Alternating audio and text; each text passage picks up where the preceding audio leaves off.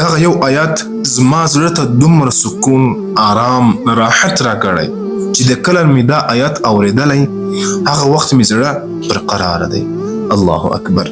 موږ د قرآن کریم نه ډیر زیات غافله یو. کله چې د قرآن کریم هر آیات ته اورې، په خوله باندې وایې، په سترګو باندې وینې، ستا زړه ته به هر آیات شوه کېږي او د هر آیات شوه کېدو سره به د زړه ته سکون، آرام، راحت، پر آخرت باندې یقین نور زیاتېږي او د الله او د الله د رسول سره به د مینه هم نور زیاتېږي.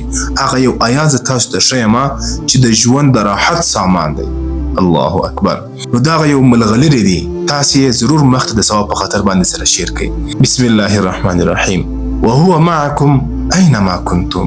او هغه الله جل جلاله له تاسو سره دی چې چیرته تاسو یاست. هیڅکله دا مه ووایئ چې زه تنها یم، زه یوازې یم. الله همیشه هر وخت چې چیرته تاسو یاست الله له تاسو سره در سره دی. که د یو څوک ځوروي، که په یو مشکل کې وي، صرف د آیات مخې ته راوړه چې الله تا خو ویلي وو چې زه در سره یم او بېشکه ته را سره یې، نو به هیڅکله زه ناکامه نه سم.